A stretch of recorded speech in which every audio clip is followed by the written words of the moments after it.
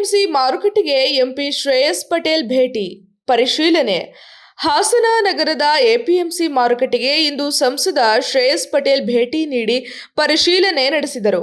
ಈ ವೇಳೆ ವರ್ತಕರ ಅಹವಾಲುಗಳನ್ನು ಸ್ವೀಕರಿಸಿದ ಸಂಸದರು ಅಲ್ಲಿನ ಸಮಸ್ಯೆಗಳ ಬಗ್ಗೆ ಅಧಿಕಾರಿಗಳಿಂದ ಮಾಹಿತಿ ಪಡೆದು ಸಮಸ್ಯೆಗಳನ್ನು ಶೀಘ್ರವಾಗಿ ಬಗೆಹರಿಸುವಂತೆ ಸೂಚನೆ ನೀಡಿದರು. ಈ ವೇಳೆ ಸುದ್ದಿಗಾರರೊಂದಿಗೆ ಮಾತನಾಡಿದ ಅವರು, ಎಪಿಎಂಸಿ ಮಾರುಕಟ್ಟೆಯಲ್ಲಿ ಜಾಗದ ಸಮಸ್ಯೆ ಹಾಗೂ ಮಳಿಗೆಗಳ ಸಮಸ್ಯೆ ಸೇರಿದಂತೆ ಇರುವ ಹಲವು ಸಮಸ್ಯೆಗಳ ಬಗ್ಗೆ ವರ್ತಕರು ಹೇಳಿಕೊಂಡಿದ್ದಾರೆ. ಶೀಘ್ರವಾಗಿ ಈ ಬಗ್ಗೆ ಸಭೆ ನಡೆಸಿ ಸಮಸ್ಯೆಗಳನ್ನು ಬಗೆಹರಿಸುವ ನಿಟ್ಟಿನಲ್ಲಿ ಸೂಚನೆ ನೀಡಿದ್ದೇನೆ ಎಂದರು. ಮಾರುಕಟ್ಟೆಯಲ್ಲಿ ಜಿಲ್ಲೆಯಾದ್ಯಂತ ಗ್ರಾಮೀಣ ಪ್ರದೇಶದಿಂದ ರೈತರು ತಮ್ಮ ಉತ್ಪನ್ನಗಳನ್ನು ಮಾರಾಟ ಮಾಡಲು ಆಗಮಿಸುತ್ತಾರೆ.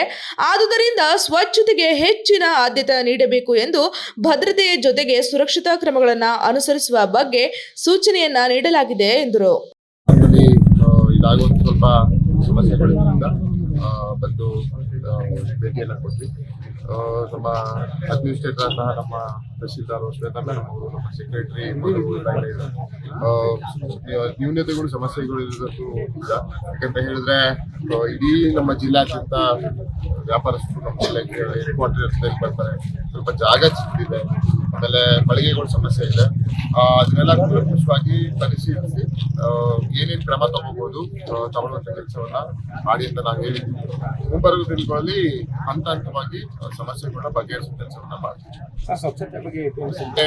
ನನ್ನ ಬರ್ದಾಕರಣ ಮಾತಾಡ್ತಾರೆ ಏಜೆನ್ಸಿ ಅವರಿದ್ದಾರೆ ಅಂತ ಹೇಳಿದ್ರು. ಯಾರಿಗೂ ಸ್ವಚ್ಛತೆ ವಿಷಯದಲ್ಲಿ ತೃಪ್ತಿಕರ ಆಗಿಲ್ಲ.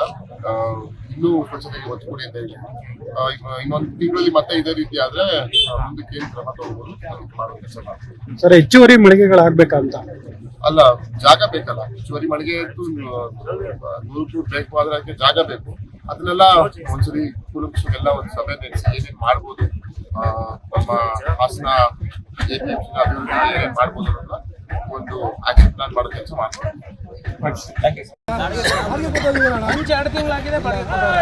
ನಾವು ನೋಡಿ ಕುಟುಂಬದಲ್ಲಿ ಮಳೆ ಬಂದೇ ಇಲ್ಲ, ಗಾಡಿ ಬಂದ್ರೆ ಎತ್ಕೊಳ್ಳಲ್ಲ ಅಂತ ಡ್ರೈವರ್ಗೂ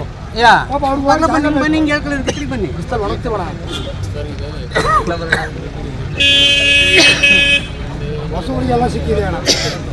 ಹೊಸಬ್ರು ಅಂದ್ರೆ ವ್ಯಾಪಾರ ಮಾಡಲ್ಲ ಇಲ್ಲಿ, ಬಾಡಿಗೆ ಕೊಡೋರಿಗೆ, ಬಾಡಿಗೆಗಳಿಗೆ ಕೊಡೋರಿಗೆ 20,000, ಹಳಬರು ಇದ್ದವರಿಗೆ ಇಲ್ಲ.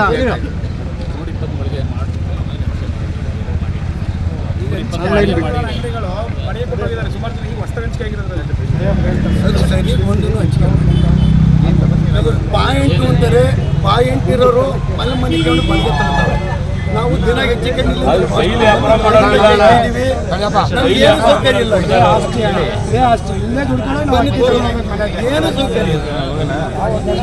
ಮನೇಲಿ ಅಕ್ಕಿನವರು ಭಾರಿ ಅನ್ನ ಐತೆ ಅಣ್ಣ, ಭಾರಿ ಬೆಳಗ್ಗೆ ಸಾಯಂಕಾಲ ದುಡಿಯೋರಿಗಿಲ್ಲ, ಬಾಡಿಗೆ ಕೊಡೋರಿಗೆ